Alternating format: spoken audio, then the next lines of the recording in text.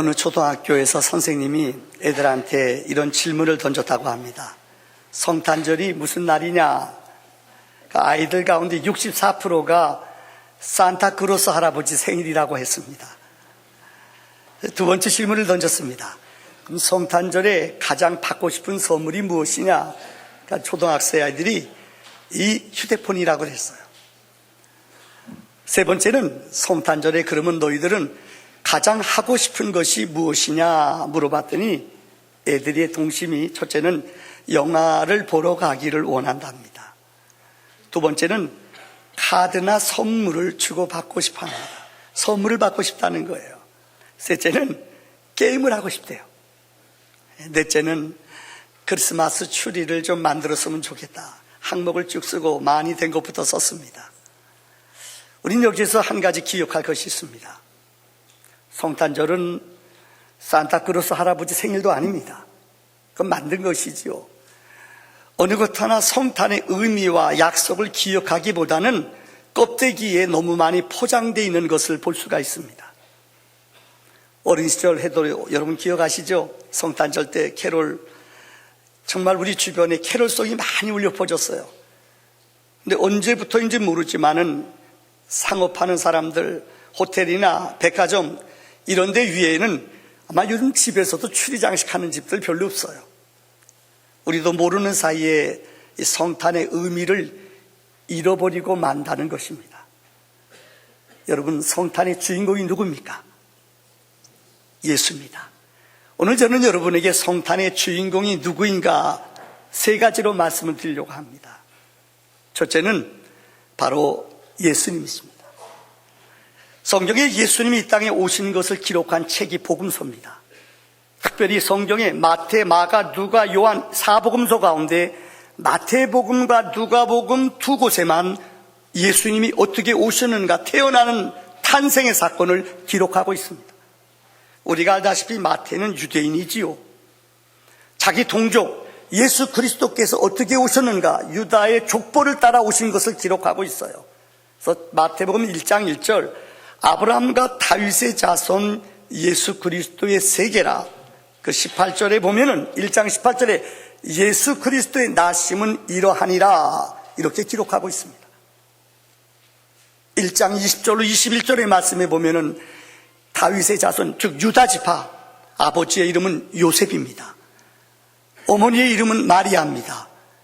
그런데 이 여자가 정혼, 약혼을 했어요. 근데 아직까지 동침은 하지 않았어요. 근데 여인이 임신을 했다는 거예요. 요셉에게 찾아와 천사가 말합니다. 내 아내 마리아 데려오기를 무서워하지 말라. 저에게 잉태된 자는 성령으로 된 것이라. 아들을 낳으리니 그 이름을 예수라 하라. 이는 그가 자기 백성을 저희 죄에서 구원할 자이심이라 하니라. 여러분, 예수님은 하나님께서 약속하신 처녀의 몸에서 아이를 낳을 것인데 그 이름을 예수라 하라고 미리 말씀하셨어요. 예수의 뜻은 자기 백성을 죄에서 구원할 자라고 말씀하셨습니다. 그러므로 1장 23절의 말씀을 보면은 보라, 처녀가 잉태하여 아들을 낳을 것이니 그 이름을 임마누엘이라 하라 하리라 하셨으니 이를 번역한즉 하나님이 우리와 함께 계시다 함이라. 예수님이 태어나기 700년 전에 이사야 선지자를 통하여 하나님은 말씀하셨습니다. 처녀가 아이를 낳는데 그 이름을 임마누엘, 즉 예수라 하라. 하나님이 우리와 함께 하신다고 약속해 주셨습니다. 또 하나, 누가복음 2장에 예수님이 어릴 적 태어난 사건이 나옵니다. 성경에 예수님의 어린 시절의 인성의 이야기는 성경에 거의 없습니다. 유독 누가복음 2장에만 예수님 어릴 적의 이야기가 나옵니다. 난지 8일 만에 할례를 받은 이야기. 또 하나, 12살이 되던 해에 유대인들은 남자 12살이 되면은 율법의 아들이라고 불리우면서 예루살렘 성전에 정식으로 올라가 예배를 드릴 수 있습니다. 예수님도 12살 되던 해에 부모를 따라 예루살렘 성전에 올라갔습니다. 그 당시에 요세푸스라는 역사가의 말을 빌리자면은 6월절 때 자그마치 흩어진 유대인들이 200만 명가량이 유월절을 지키기 위해 예루살렘에 온다는 것입니다. 예수님도 그 일행 가운데 동행했습니다. 부모님을 따라 예루살렘에 올라갔습니다. 그런데 부모님은 예수님이 그 무리 속에 있는 줄 알았어요. 근데 집에 돌아오면서 분명히 그 자녀가 친척들, 형제들 속에 같이 묻어서 내려오는 줄 알았어요. 집에 도착해 봤더니 예수님을 잃어버렸어요. 그들은 예수를 찾기 위해 3일 동안 온 길을 다시 돌아갔어요. 그런데 예수님이 어디 있었어요? 성전에 계셨어요. 율법학자들, 율법의 대가들과 함께 12살 된 어린아이 예수님이 그들과 함께 말씀을 강론하며 말씀을 나눠요. 근데 너무나 예수님의 말씀이 암송을 하고 가리키는 것이 권세가 있었어요. 모든 사람이 놀랐어요. 부모님이 그럽니다. 예수여, 네가 어찌 여기 있느냐? 어머니, 내가 아버지 집에 있어야 할 것을 알지를 못하십니까? 어머니는 이 말을 가슴에 둬요. 그리고 한 가지로 순종하며 고향에 내려갔더라. 그러면서 어머니는 예수님이 한 말을 가슴에 기억했다라고 기억하고 있어요. 누가복음 2장에 보면 예수님을 잃어버렸습니다. 여러분, 이 땅에 살아가면서 많은 사람들이 예수를 잃어버리고 신앙생활해요. 예수님과 상관없어요. 취미생활로, 어떤 사업을 하는 목적으로 예수가 빠진 사람이 너무나 많아요. 성경은 우리에게 이것을 말합니다. 예수가 빠진 성탄은 진정한 성탄이 아닙니다. 첫 번째 얘기를 요약하죠. 참 부끄러운 얘기입니다만 역사 속에 스페인, 영국, 아마 발전하는 나라가 됐을 때 그들이 벌어들인 주로 수입 가운데 꼭 먹고 알 먹고 수입이 있어요. 이게 뭐냐? 흑인들을 식민지 정책으로 그들을 잡아다가 노예로 팔아요. 이거는 뭐 인건비도 안 들고 공짜로 남는 거예요. 미국도 역사를 보면은 흑인들을 아프리카 지역에 가서 어느 일정 지역을 흑인들을 잡아다가 그들을 끌고 와서 노예 시장에 팔았어요. 뭐 이거 그대로 남는 장사지요. 근데 뉴욕에 가보면은 가슴 아픈 게 있어요.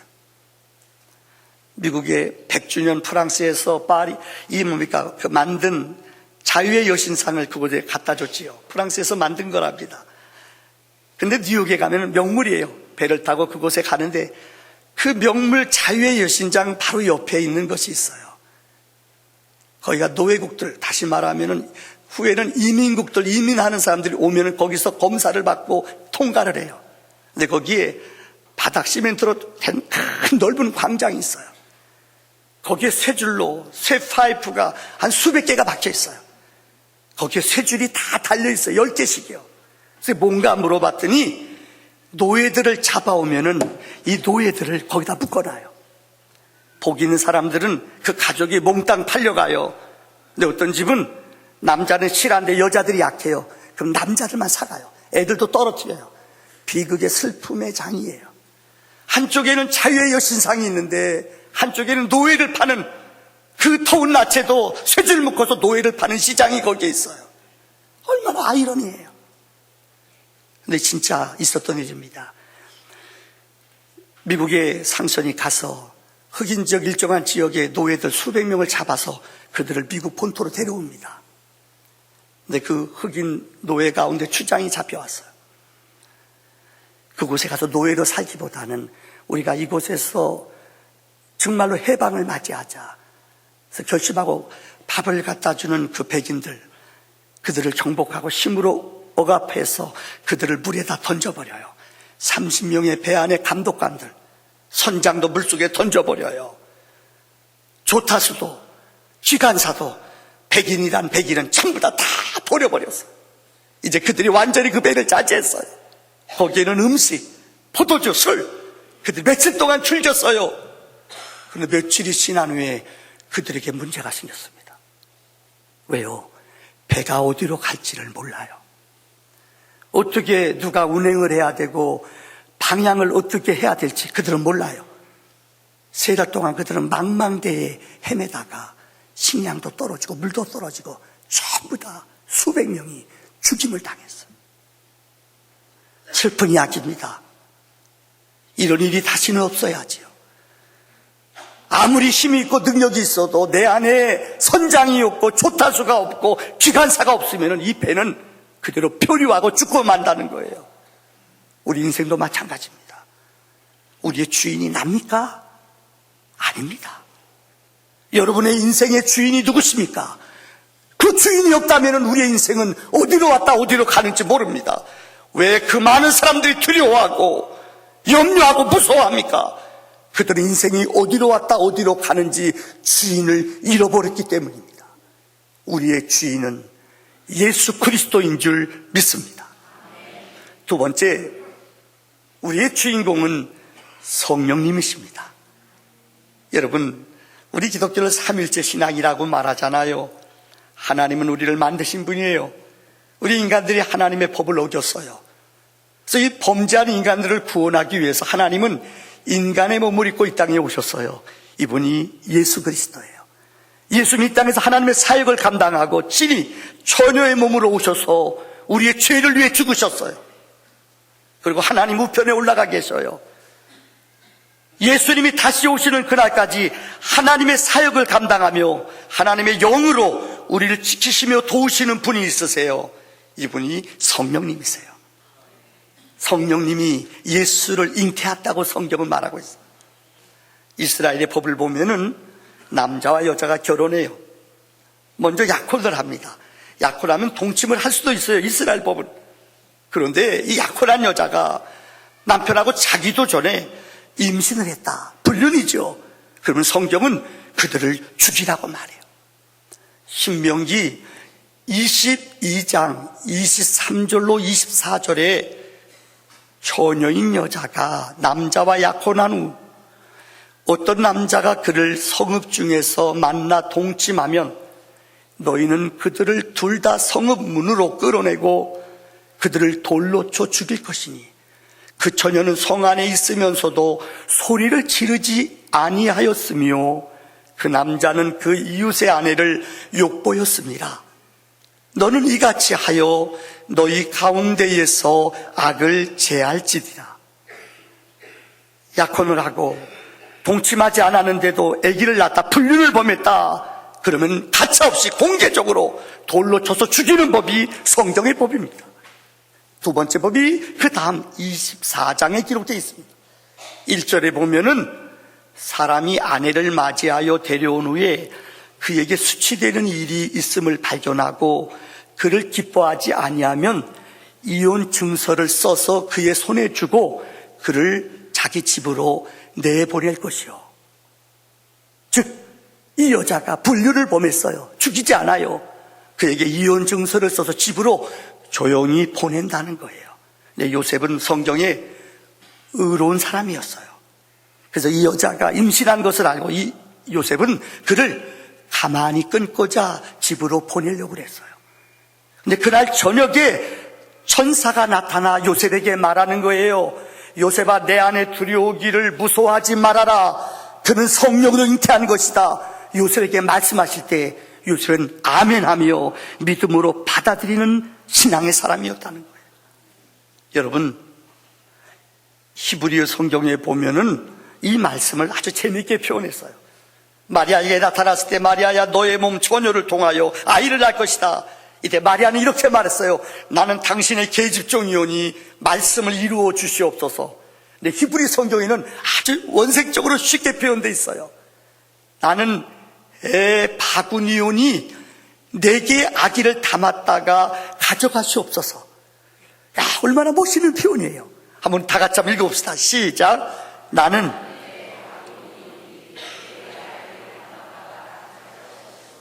아멘.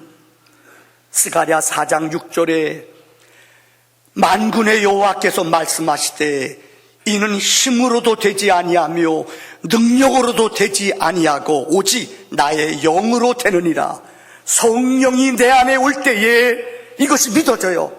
성령이 내 안에 올 때에 아기 예수가 잉태되는 은혜가 있는 줄을 믿습니다. 미국의 역대 대통령 가운데 아버지도 대통령, 아들도 대통령 된 사람이 있습니다. 우리가 잘 아는 43대 대통령인 조지 부시입니다. 아버지도 대통령이었어요. 몇 년 후에 아들도 됐습니다. 근데 여러분, 이 대통령의 아들이 행복할까요? 그렇지 않은 것 같아요. 박정희 대통령 아들, 정말 어머니가 일찍 세상 떠났지요. 아버지도 세상 떠났잖아요. 그 외로움, 고통 이해가 될 것 같아요. 마약에 빠져서 얼마나 힘들고 어려운 생활을 보냈어요. 아마 불행한 가정인 것 같아요. 부시도 아버지가 대통령이자 그 명성 때문에 제한된 게 많아요.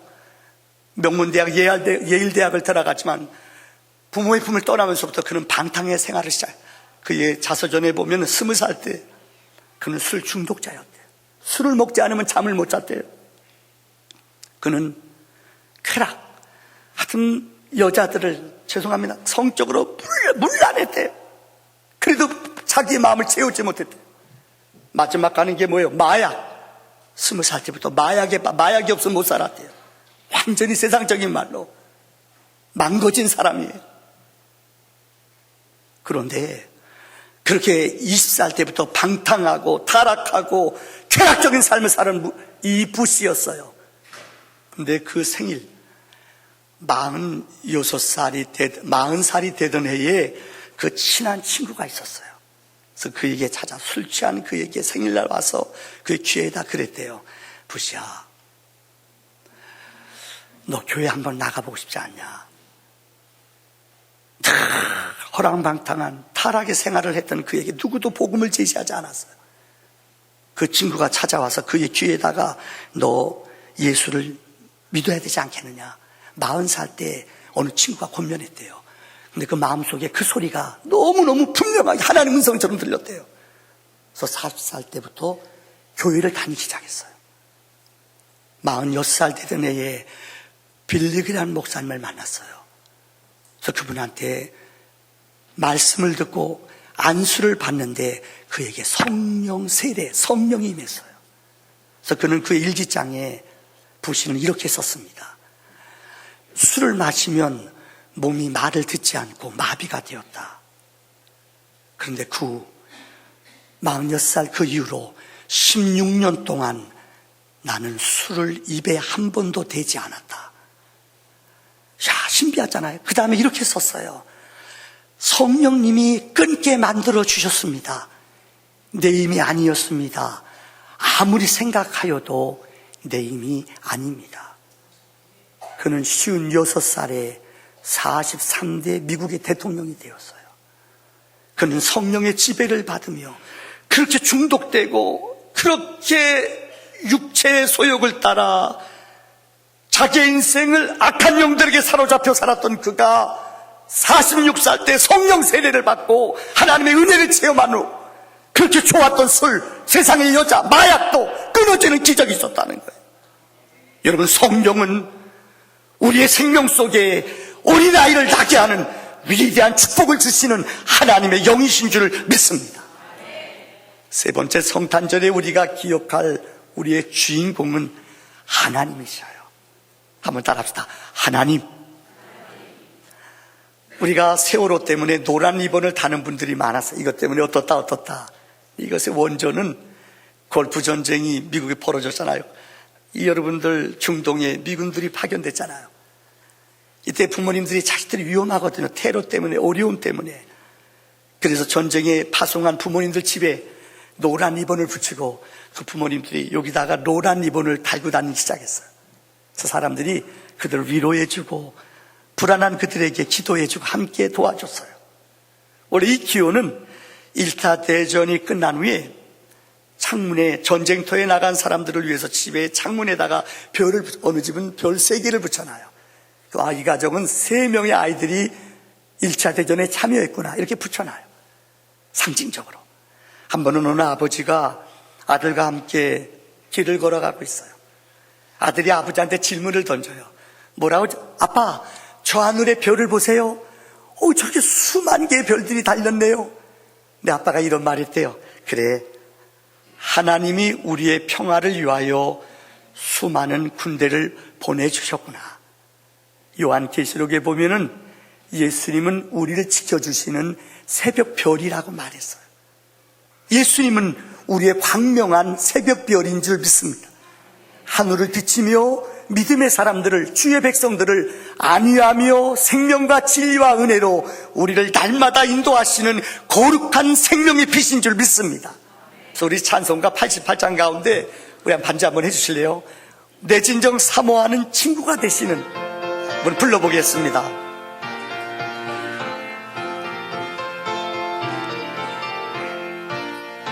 내 진정 사모하는 구주 예수님은 어디에요?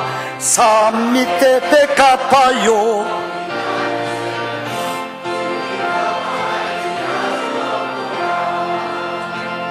내 마음이 아플 적에 큰 위로 되시며 주님은 누구라고요? 주는 저 산 밑에. 2절은 성가대만 부르겠습니다. 2절 성가대만.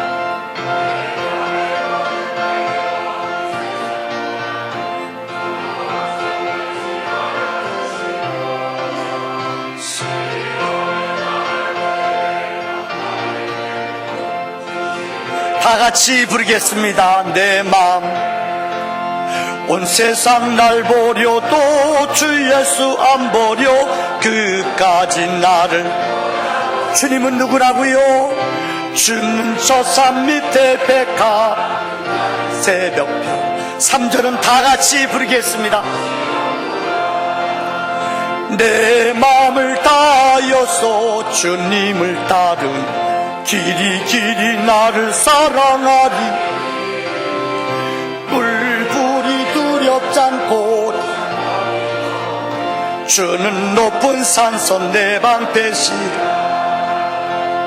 내 영혼 먹이시는 그네 누리고 나 친히 주를. 주는 저 산 밑에 백합 빛나는 새벽.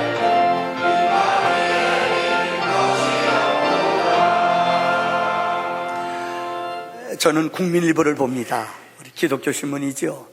얼마 전에 그 신문에 난 감동적인 이야기를 말씀드림으로 새벽별의 이야기를 드리려고 합니다. 북한이 1998년도 김일성이 세상을 떠나고 고난의 행군, 아마 추측하기로는 시체들이 너무 썩어 넘쳤대요. 300만 명이 굶어 죽었대요.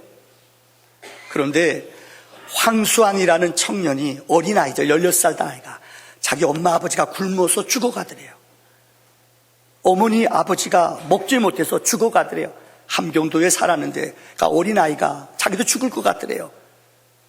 그래서 친구와 함께 도망강을 건너 이 중국 땅으로 도망갔어요. 우리가 이런 사람들을 꽃제비라고 그래요. 저도 예전에 중국 갔다가 연변에서 머무는데 식당에 와서 그 추운 날 맨발로, 북한에서 온 애들이에요. 맨발로 와서 동냥하는 거예요. 먹고 살 게 없으니까요. 300만 명이 죽었다니까요. 엄마 아버지가 죽어가는 거 보고 이 아이가요 도망왔어요.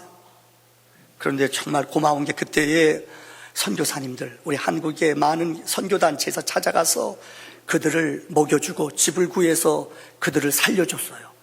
근데 이 아이가 우리 한국 선교단체에서 간, 미국 선교단체에서 간 선교사님을 만났어요. 그곳에서 3년 동안 먹고 입고 거기서 생명을 부지했어요. 놀라운 게 이 아이가 성경을 암송해야지 밥을 줬대요. 이 밥 먹기 위해, 살기 위해서 그걸 먹었어요. 그런데 어느 날 3년 만에 성경을 읽다가 성경에서 자기 마음을 부딪히는 은혜를 받았어요. 요한복음 3장 16절 말씀 아시죠? 하나님이 세상을 이처럼 사랑하사 뭐라고요? 독생자를 주셨으니 이는 저를 믿는 자마다 멸망치 않고 영생을 얻으리라. 이 말씀이 그때 부딪히는 거예요. 이 황수안이라는 청년이 자기 누나, 자기 형이 그 북한 땅에 살아요. 3년 만에 이 수안이라는 청년이 19살 때예요. 북한 땅으로 2001년도에 다시 돌아갔어요. 왜요? 복음을 기다리니까 이 수안이라는 청년이 어린아이인데 이 말씀을 자기 형하고 누나한테 전해야 되는 거예요. 돌아갔어요. 돌아간 지 3개월 만에 잡혔어요. 이유는 그 사람, 북한은 감시체제가 아주 확실하거든요. 3년 만에 이 아이가 돌아왔어요. 근데 이 친척들, 자기 친구한테 복음을 전해요. 근데 이 북한은 상호 감시가 있어가지고 성경 전하거나 성경 복음 전하면 걸려요. 잡혀왔어요. 이유는 성경 소지 및 성경 가져갔거든요. 또 하나 종교를 유포한 죄로 자기 친구 엄마가 일렀어요. 그래서 그는 잡혀가요. 그래서 15년 형을 받았어요. 이분이 고백한 글에 보니까요, 국민일보에 나온 거 보니까요, 동굴 안에 가둬놨는데 어리기 때문에 자기는 동굴 안에 가둬놨대요. 먹을 게 없더래요. 하루에 한 끼 주는데 너무 배가 고프더래요. 그래서 쥐 잡아먹고 그 다음에 여러분 뭐예요? 뱀 잡아먹고 이러면서 견디는 거예요. 그런데 감형을 받아 9년 8개월 만에 그곳에서 나왔어요. 그리고 탄광으로 끌려갔어요. 어딘지 너무너무 깊은 탄광에 갔어요. 죽을 것 같더래요. 그래서 어느 날 탄광에서 근무하다가 야암을 타 이 두만강을 건너서 도망왔어요. 한국으로 넘어왔어요. 여러분, 지금 35살이에요. 지금 신학을 공부하며 북한 땅을 위해 중보로 기도하며 그 땅을 복음의 문으로 열어주기 위해서 기도하는 사람이 황수환이라는 청년이에요. 왜 제가 결론으로 이 말씀을 드리는 줄 아세요? 예수님은 하나님의 아들이에요. 빌립보서의 말씀에 보면 그는 하나님과 본체이신 분이에요. 근데 그는 하나님과 동등되이 여김을 취하시 아니하시고 어떻게 해요? 종의 몸, 육신의 몸을 입고 이 땅에 오셨어요. 하나님이 인간의 몸을 입고 이 땅에 오셔서 우리를 위해서 어떻게 해요? 십자가에 못 박혀 죽으셨어요. 성탄은 하나님이 이 땅에 오신 육신의 몸을 입고 오셔서 우리를 위해 죽으신 것을 기억하는 거예요. 그는 하나님이세요. 근데 그 존귀와 영광의 모든 자리를 포기하시고 가장 낮은 자리에 오셔서 우리를 위해 죽으셨어요. 이것이 성탄의 아름다운 의미예요. 그분은 죄인의 친구예요. 상처받은 자의 친구예요. 눈물 흘리는 자의 친구예요. 영원한 그분은 새벽별이세요. 그분의 은혜가 우리 영혼 안에 넘쳐나기를 주의 이름으로 축원합니다. 우리 함께 기도합시다.